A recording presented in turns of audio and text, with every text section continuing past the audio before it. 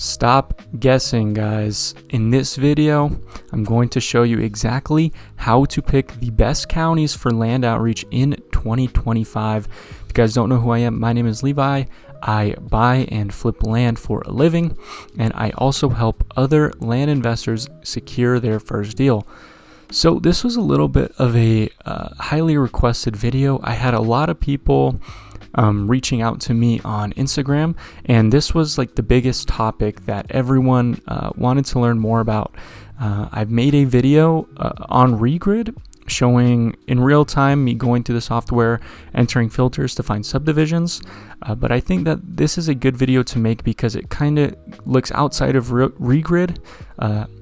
But I think this is a good video to make because it kind of looks outside of Regrid and a little bit more at the bigger picture to see exactly where you should start in terms of counties. Now, guys, make sure to subscribe if you want more real land flipping strategies that I implement in my business. So, guys, before you start, ask yourself this question. It's very important.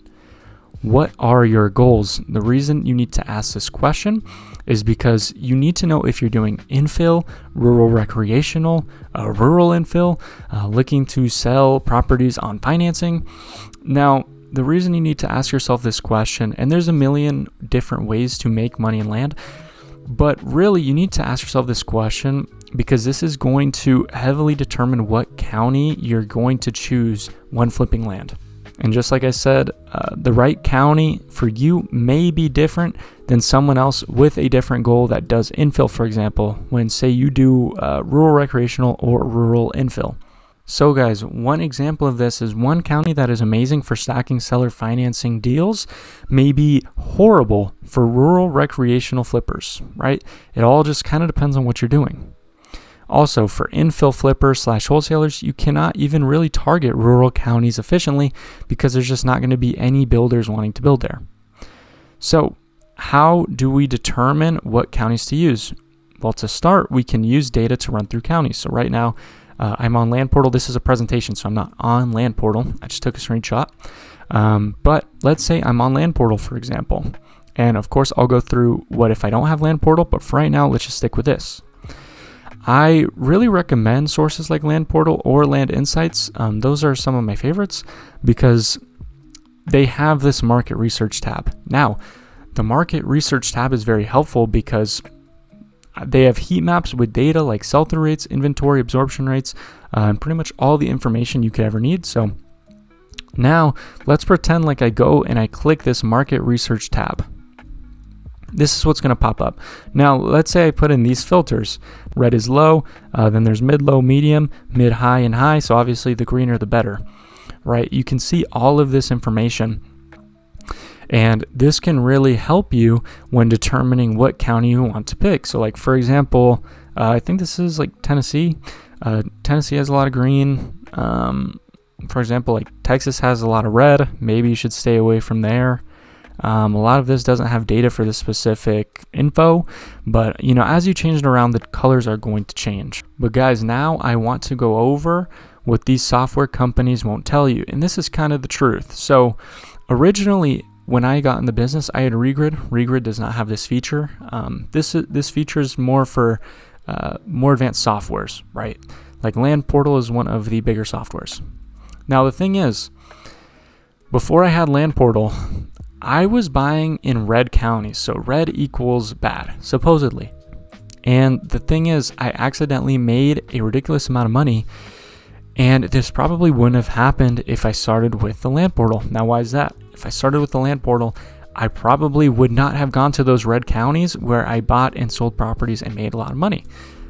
So it's a little bit misleading, and you don't need any softwares with any sort of heat maps to actually make money. Now, why is this?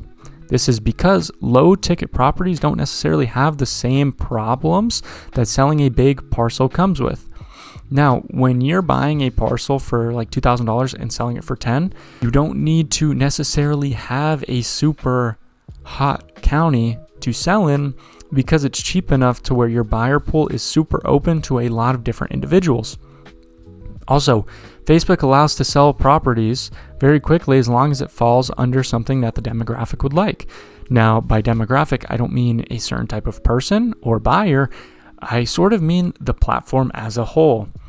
All Facebook Marketplace users love cheap land. That's just kind of why people go on Facebook Marketplace to start with, because they think that they're going to get good deals. Now, light bulb. What if I don't have these softwares? I'm going to answer this question so you can get this light bulb as well. Stick to my subdivision sniping strategy.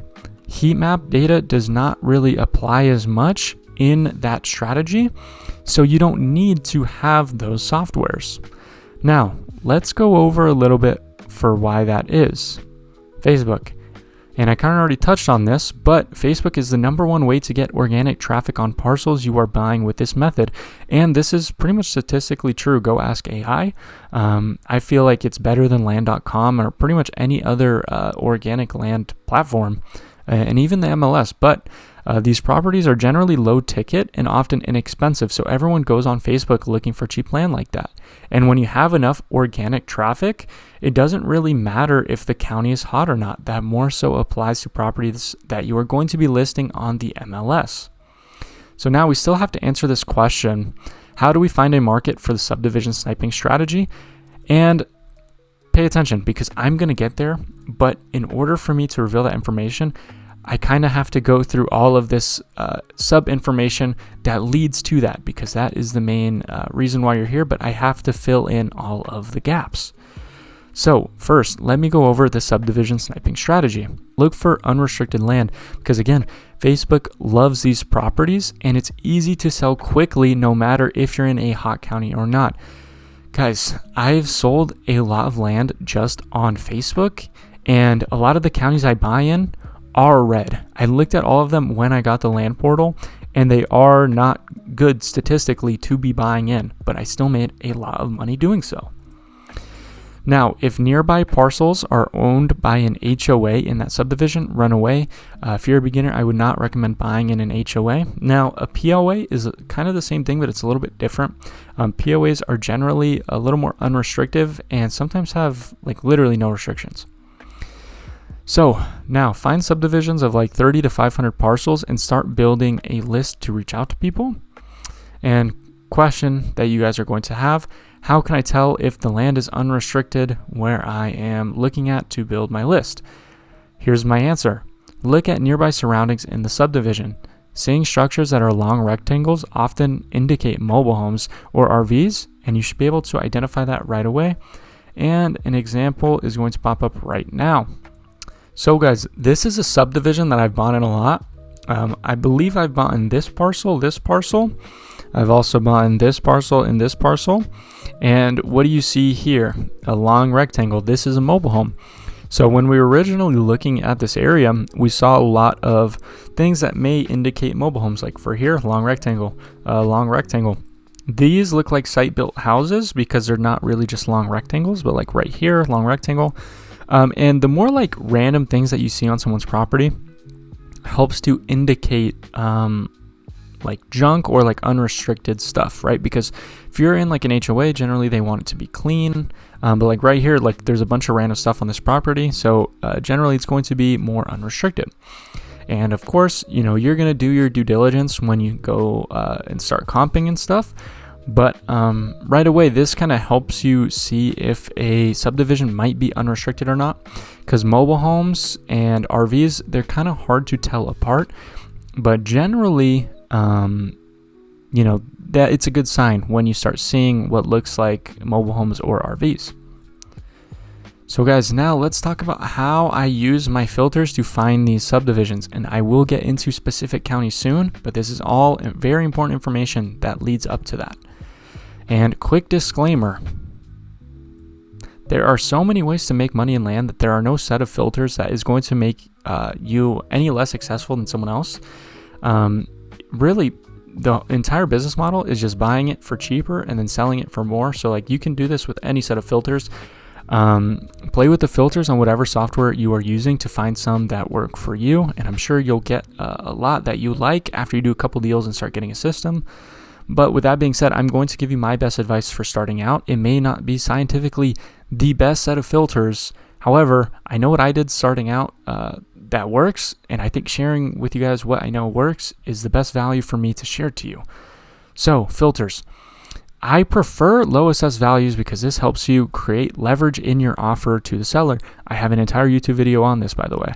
Go look for it.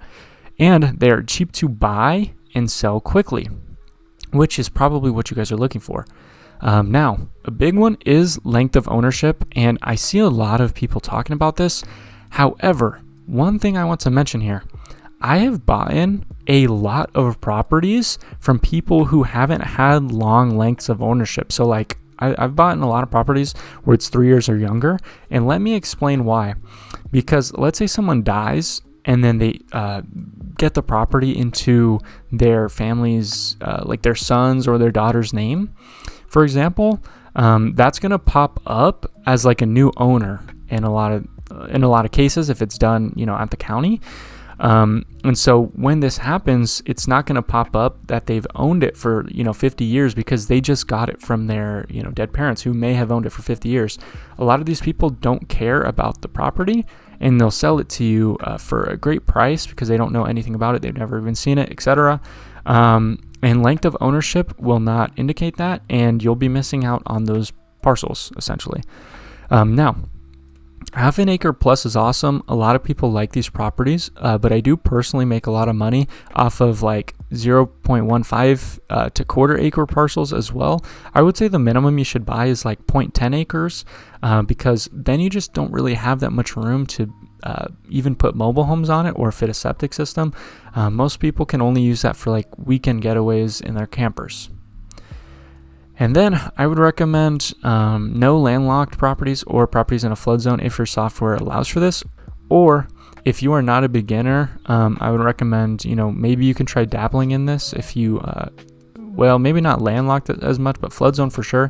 Landlocked, there's kind of specific strategies around this. But yeah, I would just start with these filters. Some softwares allow to filter these out, some don't. So it just kind of depends on what you're using. And then I genuinely keep it really simple. Sometimes I go in there and just, have a size minimum and an assessed value max price. And if I don't find anything, I'll try another set of filters. I'll lower the size requirement, or like I'll raise the assessed price. And I kind of just look around. So, you can get creative, but I literally keep it super simple a lot of the time, and that works out for me. And the next step is to kind of analyze competition. So like once you think you might have found something, you can go and kind of look at something like this, right? So you go and find the subdivision, and let's say you find a bunch of properties and they're assessed for like $5,000. And if there's a bunch of properties that are selling close to like $5,000 and there's a lot of saturation, it might not be the best market for you. But yeah, once you find a suitable subdivision, analyze your competition on the MLS. This is also, kind of when you comp to see what your offers would look like, but that's a little bit unrelated. And guys, I want you to take this into consideration. You will outperform most other low ticket MLS listings in the middle of nowhere.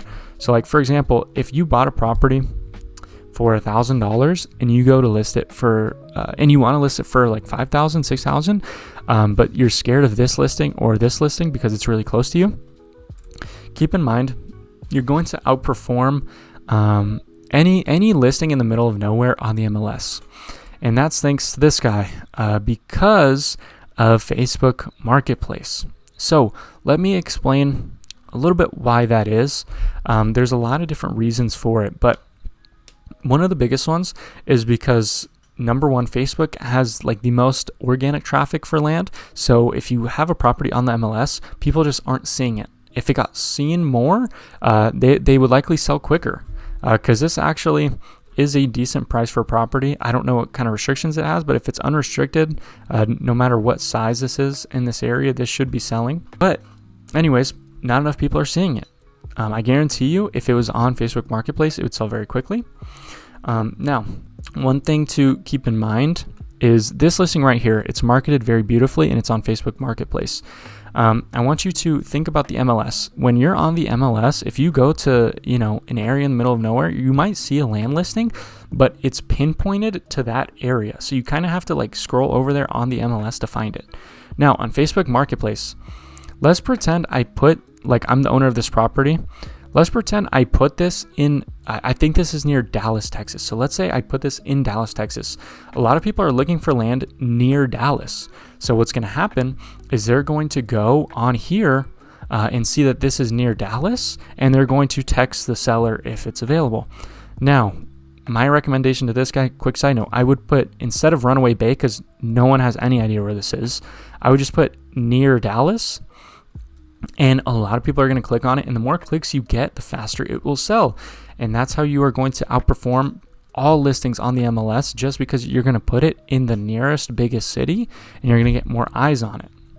Now guys, here's the question that you guys have kind of been waiting for this entire video, because this is where it starts. But what counties should I look at? Now, I know I was off topic, but all of that info mattered for everything that I'm about to explain to you.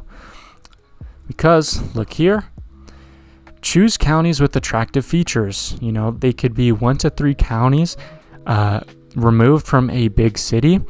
And then you have public water features. So for example, this could be like big reservoirs or lakes or like big rivers.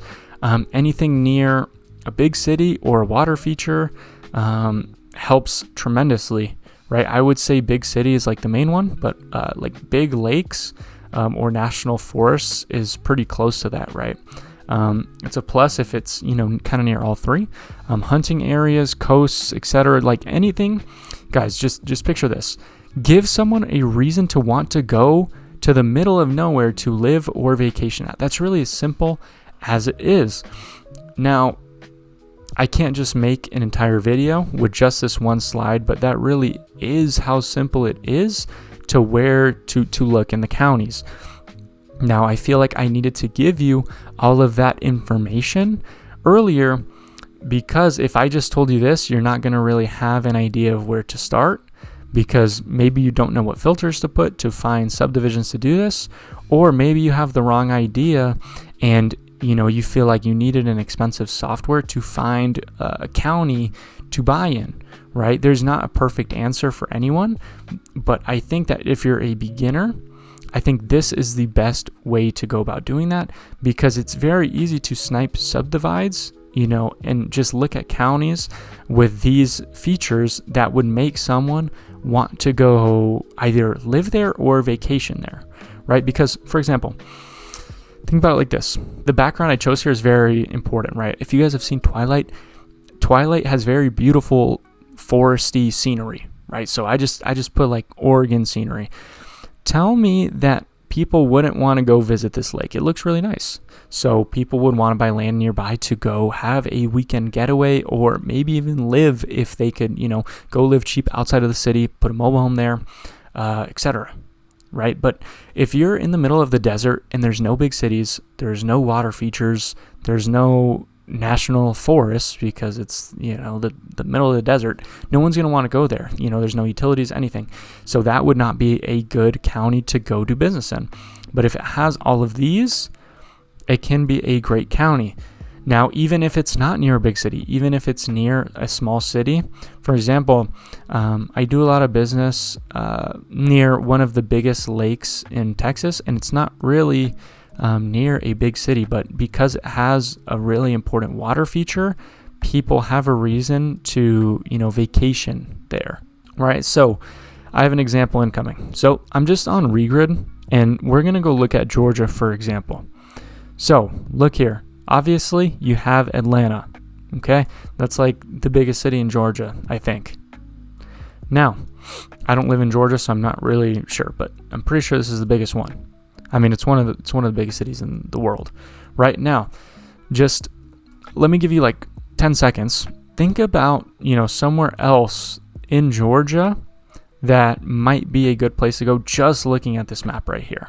And it's kind of a trick question, but I hope maybe I gave you enough time to think about it. If not, I'm about to give the answer. Now, right here is Tallahassee. This is Florida. It's a little bit of a trick question because this is not in Georgia, but if, let's say, for example, there's a reason to want to go over here. I mean, Tallahassee is a big city, and Florida is expensive, for example. Georgia is not going to be expensive, and I'm sure this county isn't super important near a big city, in Georgia at least, but it's close to Tallahassee, which is important. So I'm assuming that these are going to be good counties without even really looking much into Georgia. Now, guys, let's take a look at the next possible area where it might be a good idea to go and, look in the county, right? So you have Jacksonville down here, which is another major city, and you have the coast, which is an attractive feature. Now, generally near coasts, there is bigger cities. Like, I'm assuming that there is a big city down here, or a decent sized one. But yeah, I mean, like, let's say there's a big city right here, and I don't know if this is true. I don't really look in Georgia, but let's say there's a big city right here, and it's next to the coast. If I go like 1, 2, 3 counties removed, and this is like a pretty rural county, this one or like this one or this one, it's kind of near Jacksonville, it's near a big city, it's near coast, and I'm pretty sure there is a national park down here somewhere. So it kind of hits a lot of attractive features for why someone might want some land in this area. Okay, so just keep in mind, there is kind of a couple examples for you. Just off the top of my head, looking at the state of Georgia and not knowing really anything about it, that's kind of where I would start. So guys, let's wrap this up. Here is the conclusion. Pick your county with attractive features and find suitable subdivisions that look like they have little zoning restrictions. And guys, I know we went kind of off topic in this video because this is, finding counties to do research in, but I think that there's a lot more than just choosing counties, right? This should be more of like a market research video, right? So that's why I added everything else. After that, analyze your competition to make sure it isn't absolutely flooded with other parcels that are selling at the same price. Now, like I showed you earlier, if there's a couple parcels that are priced similarly to yours, it's not necessarily the biggest deal depending on how big the subdivision is. Now, if there's only like 30 parcels in the subdivision and there's like 5 that are for sale, I probably wouldn't market there. And by market, I mean do outreach there. But let's say there's like 100 and there's like 5, that's not that bad, especially if some of them are priced kind of high. And maybe there's only like 1 or 2 real competitors, because you can absolutely outperform those on Facebook Marketplace, right? Now, take into consideration what you find and if you can outperform other competition. Again, most of the time you can. Okay, this is the same thing. Ignore that, guys. I did not mean to put that there again. Now, based off what you find, you should feel confident in deciding if you found an area worth marketing to. If you're struggling, literally just go one by one in counties until you find one. So, for example, that Georgia example, I'm assuming there's a big city there because there's a coast. Most of the time there is. Just go like 1 to 3 counties removed, and then kind of just go in every single county and start playing with the filters until you find things that work for you, right? So that's pretty much it, the video, guys. Again, it's not like, a scientific method. Kind of just think about why someone would want to go in the county that you're looking at, and that can give you a good idea on where to start in terms of, even just starting at going near big cities in the state you want to do business in. But yeah, guys, that's pretty much it. I gave you a lot of information here in terms of the whole strategy, way beyond just choosing a county. So if you guys liked the video and liked the information, comment anything that you liked, or if you want to see anything in particular, make sure you subscribe. Also, you guys can DM me on Instagram. I get a lot of DMs on Instagram now from viewers, so I answer all the questions. And if you want a video on a specific topic and you don't want to comment, you can DM me too. So that's pretty much it, guys. I hope you guys have a nice rest of your day, and peace out.